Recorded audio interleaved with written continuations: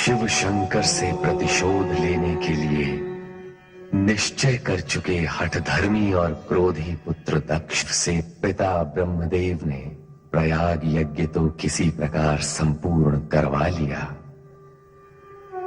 किंतु उसके अनिष्टकारी निश्चय से आशंकित एवं अशांत ब्रह्मदेव ब्रह्मलोक का अपना कमलासन त्याग कर एकांत में चिंतन के लिए चले गए।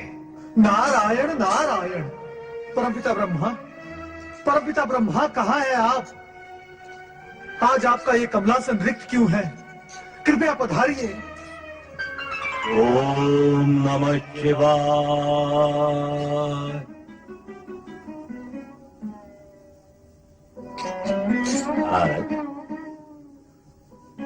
प्रणाम परमपिता। क्या बात है, तुम इतने व्यग्र क्यों हो रहे हो? आश्चर्य तो इसी बात का है कि आप व्यग्र नहीं हैं।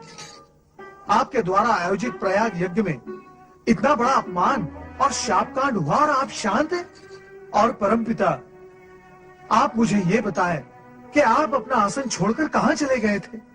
किसी अनिष्ट की आशंका से बचने के लिए एकांत में चिंतन कर रहा था नारद। परमपिता, आपका ये कमलासन चिंतन का ही तो केंद्र है। चिंतन के लिए यहाँ से अदृश्य होने का प्रयोजन? ये तो मैं तुम्हारी पुकार पर चला आया, अन्यथा मुझे यहाँ से कुछ समय के लिए अदृश्य रहना था। परमपिता, इसका कारण? पहले मेरे इस प्रश्न का उत्तर दो कि तुम स्वयं प्रयाग यज्ञ के संदेशवाहक होकर भी प्रयाग यज्ञ में उपस्थित क्यों नहीं हुए? नारायण नारायण। परमपिता, आप मेरी विवशता समझ सकते हैं। श्री हरि विष्णु ने जब ये आशंका व्यक्त की कि उस यज्ञ में कुछ अनिष्ट होने जा रहा है, तो उनकी आज्ञा अनुसार मैं वहां उपस्थित नहीं हुआ। परमपिता, अब आप ही बताएं कि भगवान शिवशंकर का अपमान मैं कैसे देख सकता था? आप समझा। परमपिता, एक बात मेरी समझ में नहीं आई। कौन सी बात? आपने भ्राता दक्ष को भगवान शिवशंकर का अपमान करने से रोका क्यों नहीं? इस हेतु कि वो भभूतधारी औगढ़नाथ अपमान और शाप के योग्य ही है। नारायण नारायण नारायण, ऐसा अशुभ बोलकर अपने सर्वनाश को आमंत्रण न दो भ्राता दक्ष। सर्वनाश है? सर्वनाश तो उसी का होगा जो सर्वनाश के योग्य है। हम दक्ष प्रजापति हैं, सारी प्रजा के पालन करता। हमारा अपमान करने वाले को अपमान का दंड भुगतना ही होगा। नारद, दक्ष, क्रोध के आवेश में आकर तुमने यज्ञ भूमि में जो अनर्थ का डाला, उसका तुम्हें तनिक भी दुख नहीं है। अब क्या क्या करने आए हो? परमपिता, हम यहाँ आए दक्ष यज्ञ के निमंत्रण हेतु। दक्ष यज्ञ? कैसा दक्ष यज्ञ? परमपिता, आपने अपना वो यज्ञ हमसे बलपूर्वक पूर्ण करवाया, उससे हम संतुष्ट नहीं है। इस कारण हमने निश्चय किया है कि दक्ष भूमि कनखल में एक महान यज्ञ का आयोजन किया जाए। नारायण नारायण, इस यज्ञ का प्रयोजन? नारद, ये आवश्यक तो नहीं कि हम तुम्हारे हर प्रश्न का उत्तर दें, परंतु यदि आयोजन का कारण जानना ही है तो सुनो। दक्ष यज्ञ का आयोजन करके हम शिव को सदा सदा के लिए सभी यज्ञों से बहिष्कृत कर देंगे। हम इस यज्ञ के द्वारा शिव से अपने अपमान का प्रतिशोध लेंगे। दक्ष, शिव तो साक्षात परम ब्रह्म है, तो उन्हें क्या बहिष्कृत करोगे? ऐसा अनुचित विचार भी अपने मन से निकाल दो। हमारा ये विचार ही नहीं, अटल निश्चय है परमपिता। हम अभी अभी श्री हरि विष्णु को निमंत्रण देकर आ रहे हैं और हमने उन्हें ये शपथ दिलाई है कि उन्हें हमारे इस यज्ञ में सम्मिलित होना ही होगा, जिसमें कैलाशपति शिव का कोई स्थान नहीं होगा। परमपिता, नारायण नारायण, भगवान शिव महेश्वर होने के साथ साथ आपके जमाता है और आपकी पुत्री सती के पति भी। उन्हें आप यज्ञ से बहिष्कृत कैसे कर सकते हैं? तुम चुप रहो नारद। हाँ? हमने शिव को इस यज्ञ से ही नहीं, अपने जीवन से भी बहिष्कृत कर दिया है। पिताश्री, आप समय से पूर्व यज्ञ में पहुंचकर पूरी व्यवस्था का संचालन कीजिए, हम यही कहने आए हैं। प्रणाम पिताश्री। नारायण नारायण, इतना क्रोध, इतना अभिमान, अवश्य दक्ष प्रजापति के सर पर दुर्भाग्य मंडरा रहा है। शिव के प्रति तीव्र रोष उन्हें कहीं का नहीं रखेगा। परमपिता, मेरी आपसे प्रार्थना है कि उस यज्ञ में आप सम्मिलित न हो। हम अपने ही पुत्र के यज्ञ में सम्मिलित नहीं हो, यह कैसे हो सकता है नारद? हमें जाना ही होगा। परमपिता, आपने एक बार तो भगवान शिवशंकर का अपमान देख लिया, क्या दूसरी बार आप वही देखने के इच्छुक हैं? उचित यही होगा कि आप उस यज्ञ का बहिष्कार करें। दुविधा में न डालो नारद, हमें अपने कर्तव्य का पालन करने दो। हमें तो बस इतना ज्ञात है कि हर काल शिव की इच्छा अनुसार ही होता है। पता नहीं इस बार शिव की इच्छा क्या है। दक्ष के मन में जो इतना भयंकर क्रोध भड़क रहा है, वो बता रहा है कि सदाशिव इस यज्ञ के माध्यम से कोई विशेष कार्य संपन्न कराने के इच्छुक है। वो कार्य क्या है, ये हमें भी जानते हैं। नारायण नारायण, परमपिता, यदि आपको ज्ञात नहीं है तो कैलाश जाकर स्वयं भगवान शिवशंकर से पूछ लीजिए।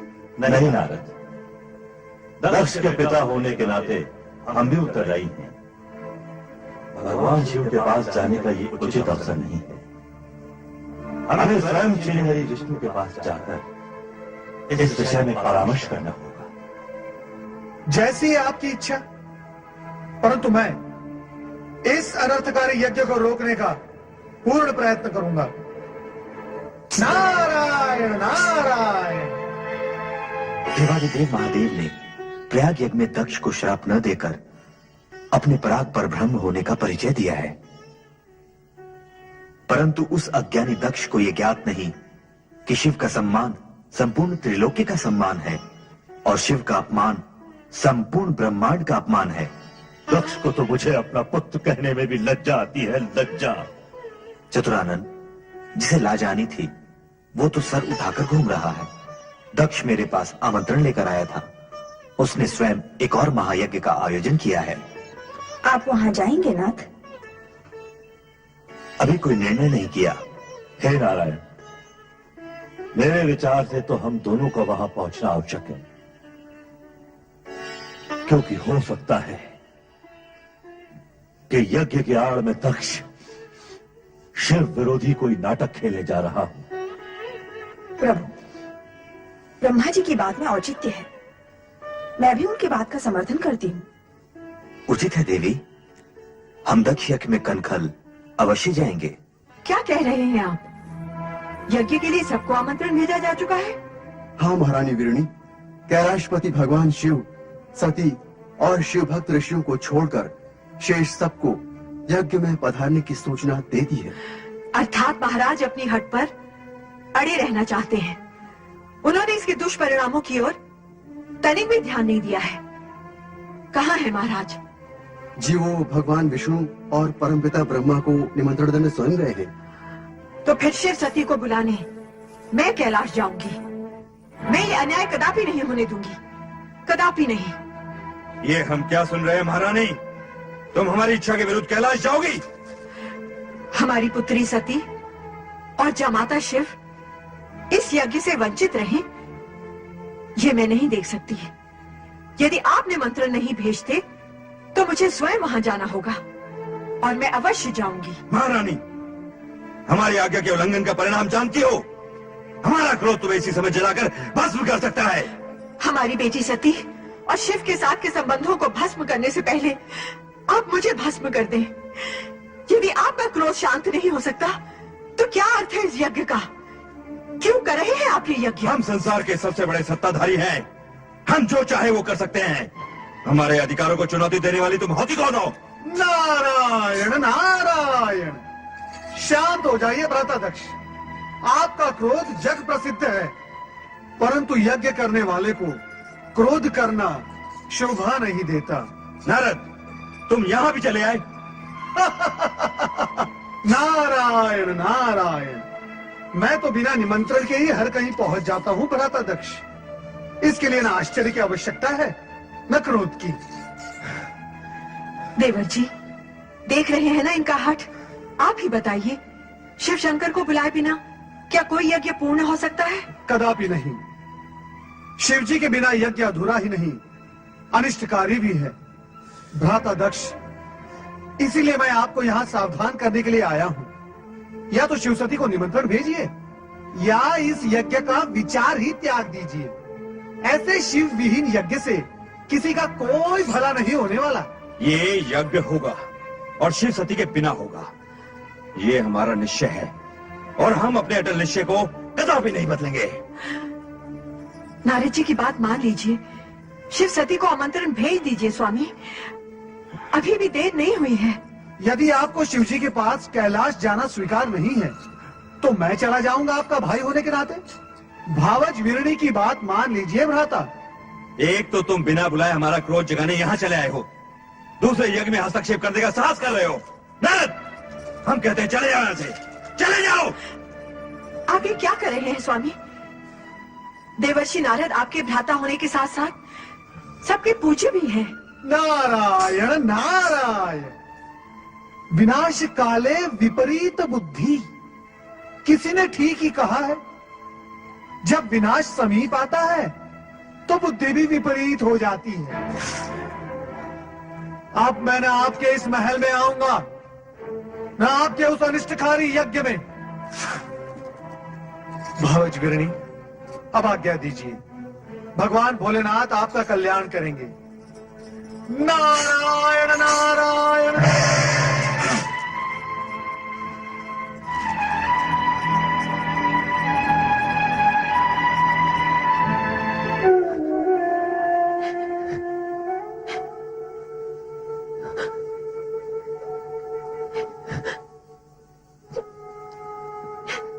सती, तुम यहाँ अकेली क्यों बैठी हो?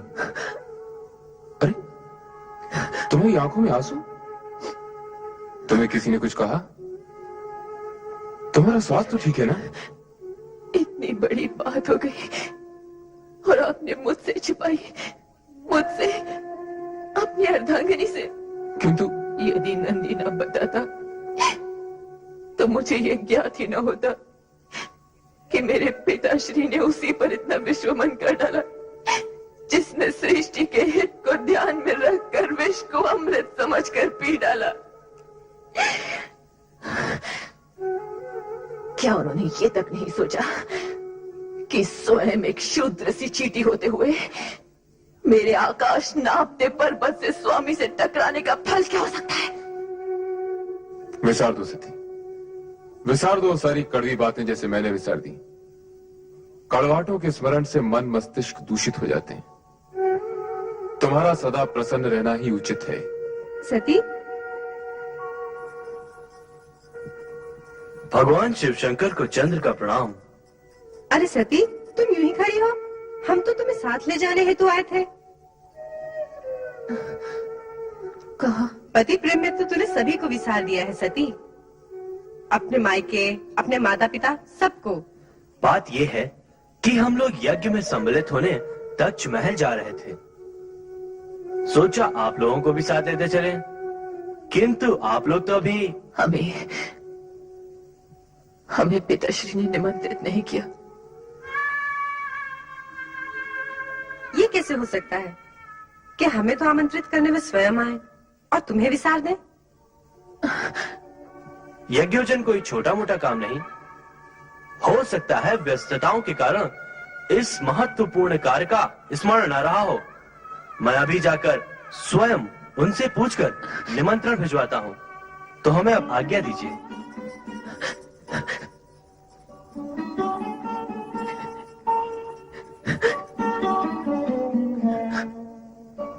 पिताश्री के इस अनुचित व्यवहार ने मेरे हृदय को व्यथित कर दिया है। मैं स्वयं नहीं समझ पा रही हूँ कि स्थिति का परिणाम क्या होगा। मेरे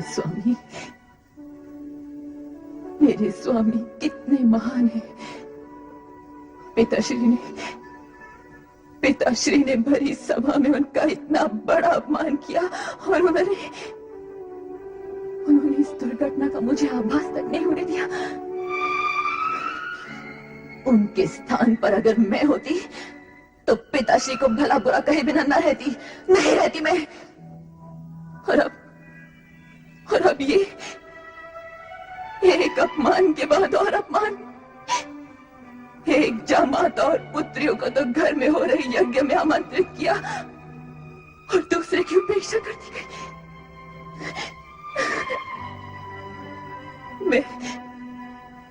मैं क्या करूं? मैं क्या करूं और क्या ना करूं?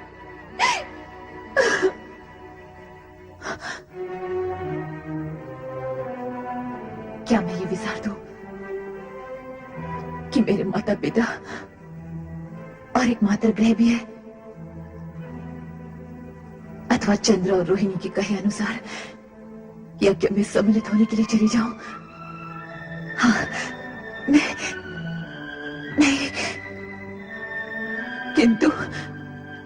किंतु यदि पिताश्री ने मेरे स्वामी के विषय में पुनः कोई अनगढ़ बातें कही तो नहीं। तो सुन लेना। नहीं, करा भी नहीं। मैं अपने स्वामी के अपमान में दो शब्द भी नहीं सुन सकती मैं।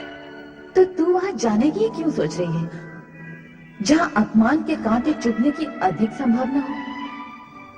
और जबकि तेरे पति ने भी उस प्रसंग को विसार दिया है, तो तू उनकी राख के ढेर में से चिंगारियां चुनने हेतु क्यों जाने की इच्छुक है? ये ज्ञात होते हुए भी कि चिंगारियों को हवा लग जाए तो वे भीषण अग्निज्वाला का रूप ले लेती है। किंतु मैं अपने हृदय में चिंगारियां समेटे हुए भी जीवित नहीं रह सकती मैं जीवित। जो होना है सो हो ले। मैं पिताश्री से ये बात अवश्य पूछूंगी कि जिनके आगे समस्त देवता भी नतमस्तक रहते हैं, उन्हें अपमानित करने का उन्हें साहस कैसे हुआ? एक बार और सोच ले, कहीं कोई अनर्थ न घट जाए। यदि मैं न गई तो यज्ञ के रूप में बिछाया पिताश्री का यह शिव विरोधी षड्यंत्र कहीं जटिलतम न हो जाए। मुझे जाना ही होगा। हाँ, मुझे जाना ही होगा। यज्ञ में सम्मिलित होने हेतु तू पुनः सदाशिव से विचार विमर्श क्यों नहीं कर लेती?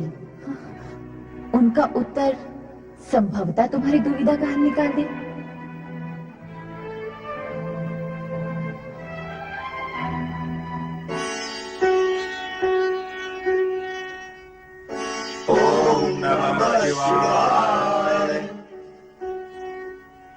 सती माता की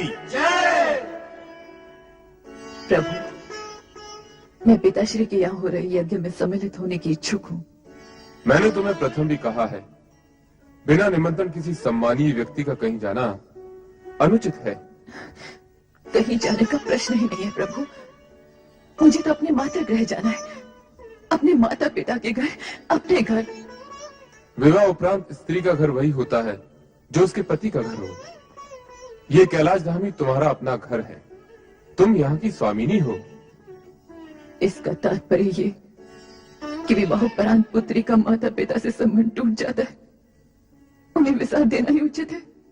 मैंने अपने अपमान को तो विसार दिया, किंतु यदि वहां तुम्हारा तनिक भी अपमान हुआ तो वो मुझसे सहन नहीं होगा। यही सोचकर मैं तुम्हें टोक रहा था, किंतु जब तुमने जाने का निश्चय कर ही लिया है तो जैसी तुम्हारी इच्छा। पुत्र नंदी। जी प्रभु। अपनी स्वामिनी की इच्छा पूर्ति हेतु शिवगणों को साथ लेकर इनके साथ दक्ष यज्ञ में जाओ। जैसी आज्ञा प्रभु।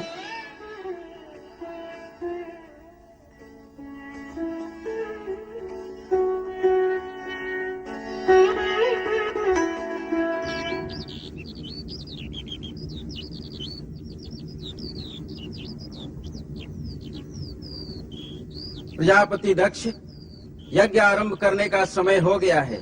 महारानी वीरणी को बुलवाइए। जो आज्ञा ऋषिवर। हरिओम तत्सत, हरिओम तत्सत, हरिओम तत्सत। बिना भगवान शिव की उपस्थिति के ये यज्ञ नहीं हो सकता। ऋषिवर, मेरे इस यज्ञ के इष्ट देव श्री हरि विष्णु जी हैं, किंतु वो मंगलमय भगवान शिव कहाँ हैं, जिनकी कृपा से समस्त मंगल कार्य संपन्न होते हैं, जिनके नेत्रों से देखे जाने पर मरुभूमि भी लहलहाती पुण्य भूमि बन जाती है। हे दक्ष, ऐसे तेजस्वी मंगलमय भगवान शिव को शीघ्र ही यहाँ बुलाकर इस यज्ञ की सफलता के प्रति पूर्ण रूप से निश्चिंत हो जाओ। देवेश्वरों, यदि वो परम शिव देवी जगदम्बा सहित यहाँ आ गए तो ही ये यज्ञ पूर्ण हुआ समझो, अन्यथा नहीं। ये मेरा सत्य वचन है। अपना सत्य वचन अपने पास ही रखो तदेच। जब सभी देवताओं के मूल भगवान श्री हरि विष्णु जी यहाँ उपस्थित हों, लोक पितामह ब्रह्मा वेदों, उपनिषद और विविध आगमों के साथ यहाँ पधार चुके हों, देवगणों के साथ देवराज इंद्र भी अपना आसन ग्रहण कर चुके हों, वेद और वेदाय को जानने वाले ऋषिगण भी इस यज्ञ की गरिमा बढ़ा रहे हों, तो हमें उस शिव से क्या प्रयोजन जो अकुलीन, अनाथ और आत्म प्रशंसक है, वो इस यज्ञ में बुलाए जाने के योग्य ही नहीं है। तुम जो चाहे तर्क देते रहो दक्ष, परंतु मैं तो मात्र एक ही बात कहूंगा कि बिना भगवान शिव की उपस्थिति के तुम्हारा ये यज्ञ अयज्ञ हो गया। हाँ। तुम्हारा विनाश निश्चित है दक्ष, निश्चित है तुम्हारा सर्वनाश, निश्चित है तुम्हारा सर्वनाश। माते, माते, मैं कितनी बार आपसे पूछ चुकी हूँ कि पिताश्री ने भगवान शिव और बहन सती को यज्ञ के लिए आमंत्रित क्यों नहीं किया, किंतु आप कोई उत्तर ही नहीं देती। आप कुछ बोलती क्यों नहीं माते? क्या बोलूं पुत्री, यही कह सकती हूँ कि विनाशकाली विपरीत बुद्धि। तुम्हारे पिता से मैंने शिव सती को निमंत्रण भेजने का इतना आग्रह किया, किंतु उनके हट के आगे मैं हार गई। घर में इतना बड़ा यज्ञ का आयोजन है, हर्षोत्साह का वातावरण है, किंतु मेरा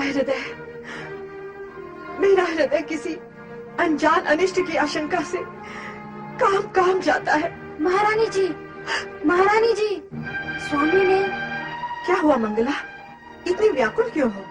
यज्ञ भूमि में दधीच और स्वामी के बीच भगवान शिव की अनुपस्थिति के कारण कहासुनी हो गई। क्रोध से भरे मुनि और अनेक शिव भक्त यज्ञ भूमि से उठकर चले गए।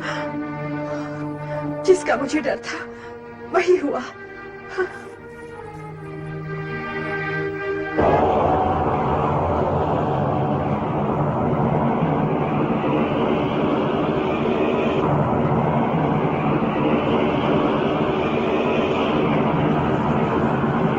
ओम पराय परमात्मने स्वाहा। ओम पराय परमात्मने स्वाहा। ओम पराय परमात्मने स्वाहा।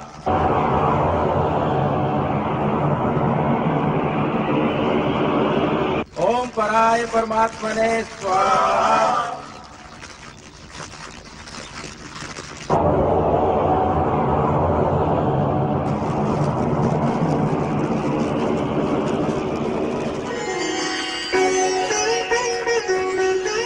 पुत्री सती, सती, सती सती तुम आ गई। अच्छा किया तुम आ गई।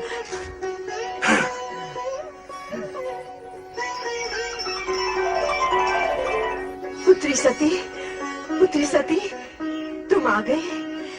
ये तुमने बहुत अच्छा किया। जब से तुम्हारी सब बहनें आई हैं, तब से मैं तुम्हारा ही स्मरण किए जा रही हूँ। आओ, यज्ञ आरंभ हो चुका है। आओ। मैं यज्ञ में सम्मिलित होने नहीं, ये पूछने आई हूँ कि मेरे स्वामी शिव शंकर को इस आयोजन के निमित्त आमंत्रित क्यों नहीं किया गया। पुत्री,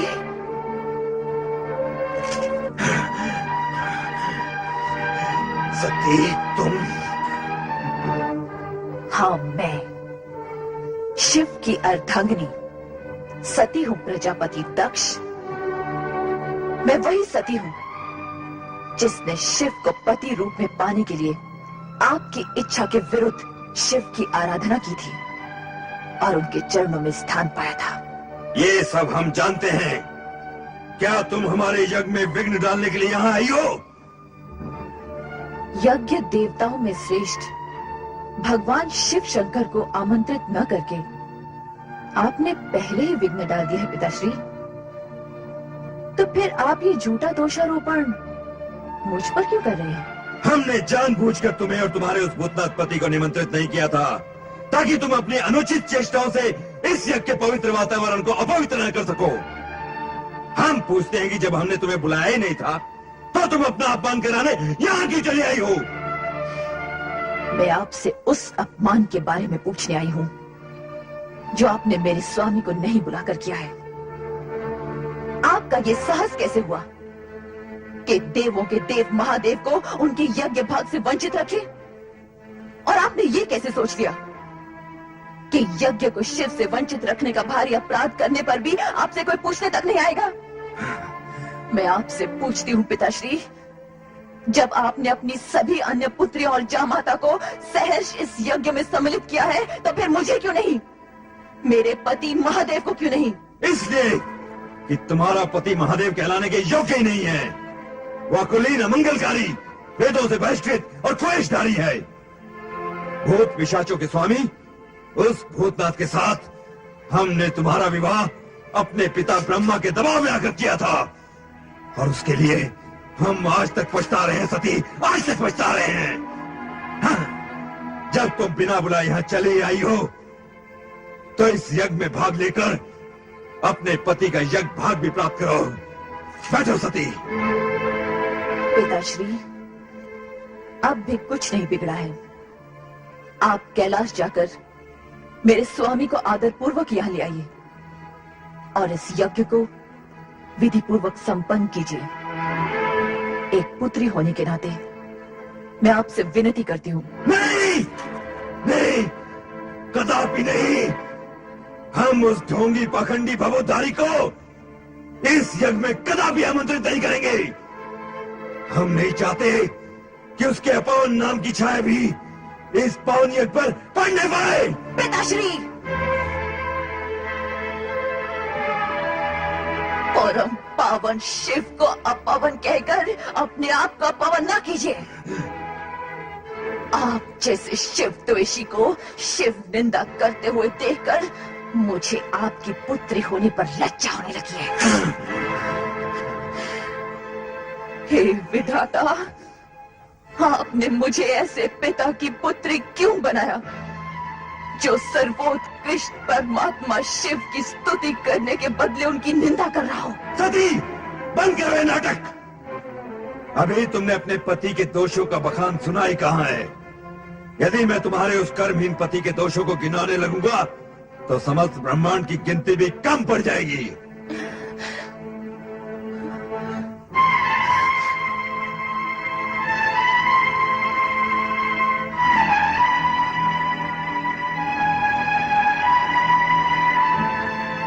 सृष्टि के पालक श्री हरि विष्णु, सृष्टि के रचनाकार परम पिता ब्रह्मा,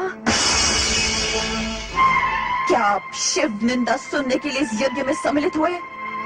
जिन सदा शिव की कृपा दृष्टि पाने के लिए आप उनकी स्तुति करते करते नहीं थकते, उन्हीं शिव की निंदा सुनते हुए आप मूर्ति के सम्मान निश्चेष्ट बैठे? क्या आपके प्राण सद्बुद्ध खो बैठे? क्या आपकी अंतरात्मा मर चुकी है? महाराज दक्ष, शिव पत्नी सती इस यज्ञ के वातावरण को दूषित कर रही है। इसे रोकिए और यज्ञ से बहिष्कृत कीजिए। जो व्यक्ति स्वयं यजमान दक्ष प्रजापति का सरासर अपमान कर रहा हो, वो यज्ञ में रहने के योग्य नहीं है, भले ही वो आपकी पुत्री ही क्यों न हो। सती, इसी समय चली जाओ यहाँ से। नहीं, मैं इस यज्ञ से तब तक नहीं जाऊंगी जब तक आप और इस यज्ञ में सम्मिलित होने वाले सभी लोग शिव की अवज्ञा के प्रति खेद व्यक्त नहीं करते। मैं यहाँ से तब ही जाऊंगी जब आप सब शिव से क्षमा मांगेंगे। मैं यहाँ शिव के अपमान का परिमार्जन करने आई हूँ, आपके कहने से चले जाने के लिए नहीं। सती, तुम यज्ञ का अमूल्य समय व्यर्थ नष्ट कर रही हो। हम तुमसे कितनी बार कह चुके हैं कि तुम्हारे पति वेद विरोधी, अमंगलकारी और अपावन है, इसलिए हमने उसे इस यज्ञ से बहिष्कृत कर दिया है। एक ही बात को बार बार दोहराकर हमारे क्रोध की अग्नि को प्रज्वलित न करो। या तो चुपचाप यज्ञ में भाग लो, अन्यथा चले जाओ यहाँ से, चले जाओ। दक्ष प्रजापति, आप मेरे पिता हैं। तनिक इतना तो सोचिए कि अपने पति के अपमान का परिमार्जन न कर पाने पर आपकी ये पुत्री शिव को क्या मुंह दिखाएगी? क्या मैं कैलाश लौटकर शिव से ये कहूंगी कि मैं आपकी निंदा सुनने वहां गई थी? शिव निंदा सुनने वाला भी शिव निंदा करने के समान नरक का पात्र होता है। तो जहाँ जाना है चली जाओ, तुम्हें रोका किसने है? किंतु एक बात अच्छी तरह समझ लो सती, जिस शिव ने हमारा सरासर अपमान किया है, उसी शिव से अपने अपमान का प्रतिशोध लेने के लिए हमने इस महायज्ञ का आयोजन किया है। और सुनना है तो सुनो, अब शिव मेरे लिए सदा सदा के लिए बहिष्कृत है। वो भूतनाथ, शमशान में पड़े रहने वाला अघोरी, नंद धड़ंग अवधूत, महाकपटी, अति अहंकारी। बस कीजिए दक्ष प्रजापति, बस कीजिए। मैं पति निंदा नहीं सुन सकती, नहीं सुन सकती मैं पति निंदा, नहीं सुन सकती मैं पति निंदा, नहीं सुन सकती, नहीं सुन सकती, नहीं सुन सकती।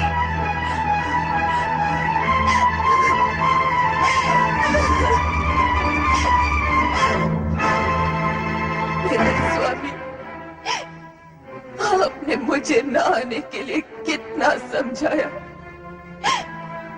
किंतु मैं मूढ़मती केवल पिता को दो बातें सुनाने के लोभ में यहाँ चली आई। उस समय मैंने ये न सोचा कि यदि मुझे पति के विषय में अपशब्द सुनने पड़ गए तो अब तो मैं अपने स्वामी को अपना मुंह भी नहीं दिखा सकती।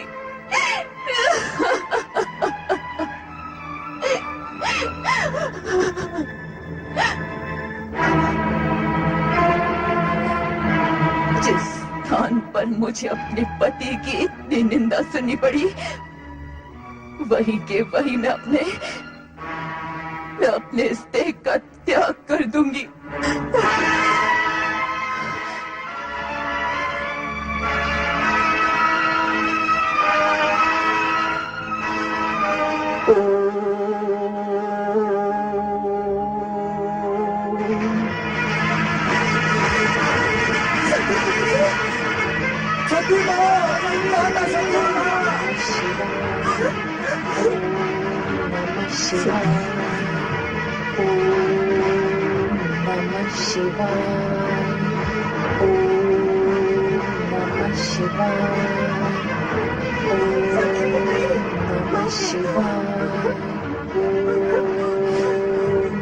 शिवाय। चल मेरे महल ले चले।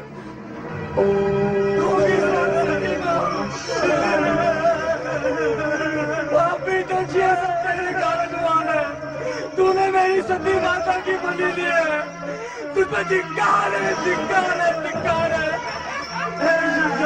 शिव शंभू बोले ना, चलो चले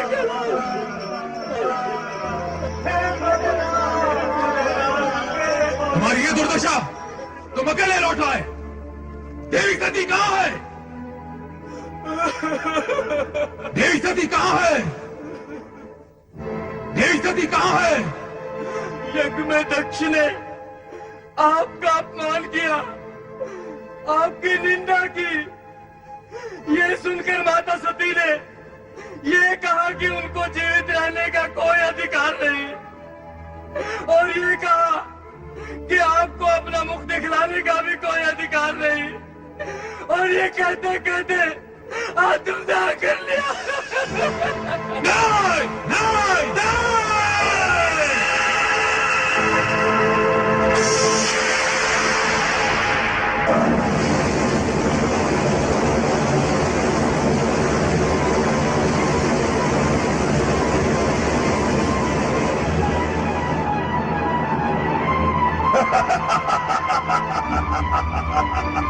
जय महारुद्र, मेरे लिए क्या आज्ञा है प्रभु? वीरभद्र, दक्ष का अहंकार हमारा विरोध है, और हमारा विरोध उसका विनाश। जो आज्ञा प्रभु, जाओ उस यज्ञ को भ्रष्ट कर डालो, और जो भी तुम्हारा विरोध करे उसे भी भस्म करने में संकोच न करना। आज विनाश लीला का वो नर्तन करना कि वहां कोई भी शिव सती विरोधी जीवित न रह पाए। जाओ, ऐसा ही होगा प्रभु। जय महारुद्र।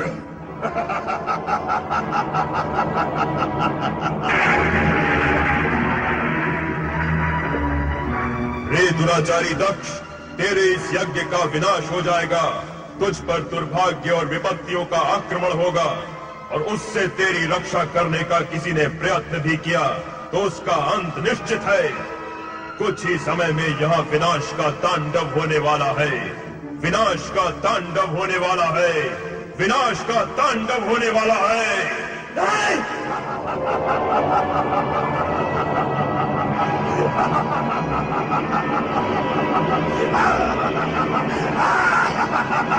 प्रभु, मेरी रक्षा कीजिए, मेरी रक्षा कीजिए प्रभु। दक्ष, शिव की निंदा और उपेक्षा करके तुमने वो दंडनीय अपराध किया है जिससे तुम्हें कोई नहीं बचा सकता, स्वयं मैं भी नहीं। तुम्हारा उद्धार हो सकता है तो चराचरपति शिव के हाथों। प्रभु, प्रभु,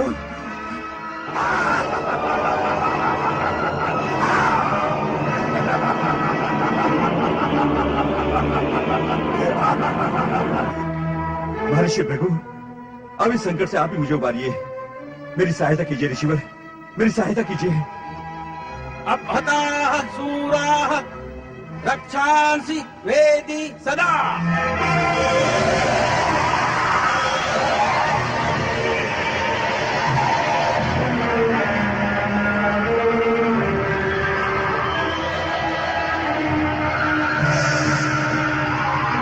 ऋषिवर,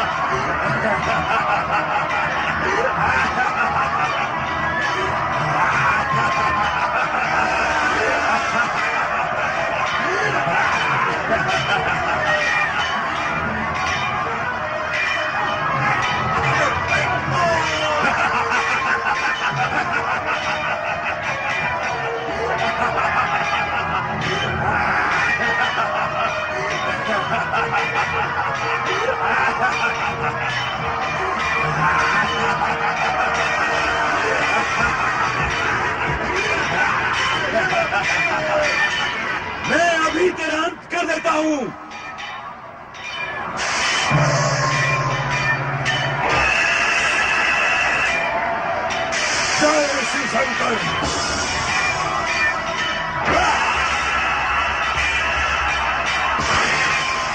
दक्ष प्रजापति से टक्कर। हाँ?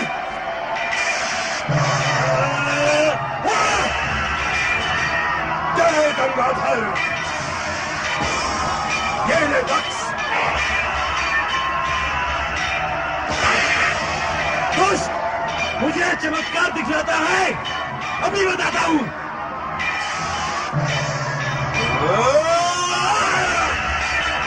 जय भूतनाथ। दक्ष बच सकता है तो बच।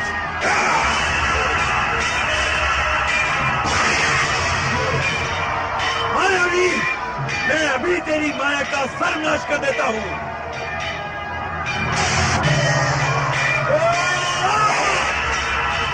जय मृत्युंजय महादेव। दक्ष संभाल अपने आप को।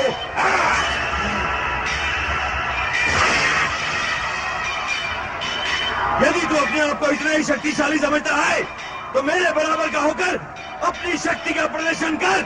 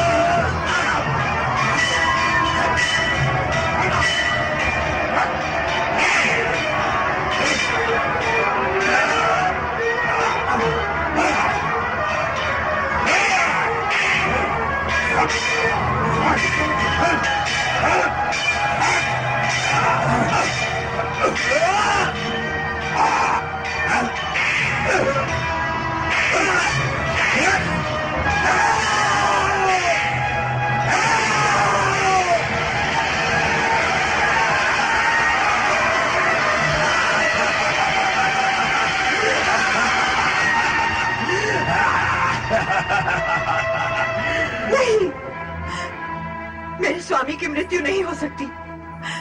वे परम पिता ब्रह्मा के पुत्र हैं। उनकी मृत्यु नहीं हो सकती। उनकी मृत्यु असंभव है। तुम्हारा कथन मिथ्या है, मिथ्या। नहीं महारानी, ये सत्य है। प्रजापति महाराज दक्ष अब इस संसार में नहीं रहे। क्या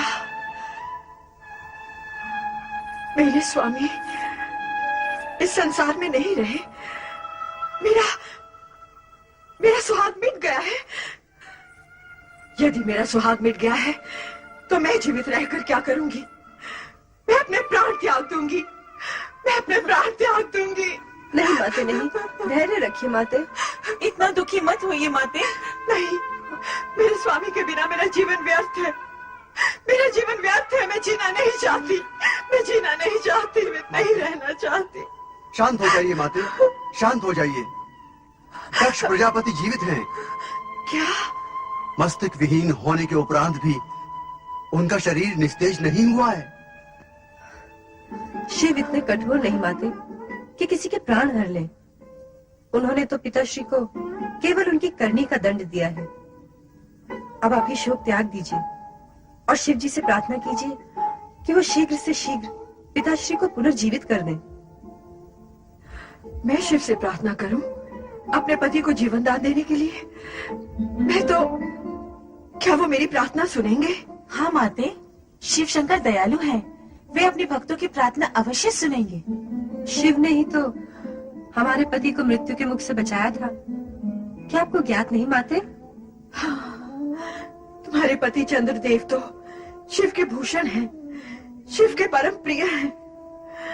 इसीलिए शिव ने उन्हें जीवन दान दिया। परंतु मेरे पति तो शिव के द्रोही थे। मेरे पति के समान शत्रुता तो संसार के किसी प्राणी ने शिव के साथ न की होगी।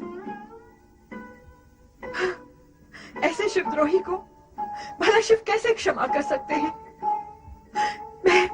मैं किस मुंह से शिव से अपने पति के अपराधों की क्षमा मांग लूं रोहिणी?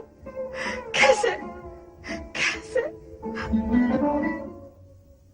पतिव्रत और पति की शिवद्रोहिता के तिराहे पर किंग कर्तव्य विमूढ़ खड़ी वीरणी निश्चय नहीं कर पा रही थी कि पति के जीवन का दान मांगने वो भोलेनाथ की शरण में जाए भी तो कैसे जाए। पति के शिवद्रोह ने उसके पग जकड़ लिए, पति की मृत्यु ने उसकी चेतना जड़ कर दी। मन में रह रहकर यही प्रश्न उठता रहा कि क्या भोलेनाथ उसके अभिमानी, विद्रोही और अविवेकी पति को जीवन दान देंगे?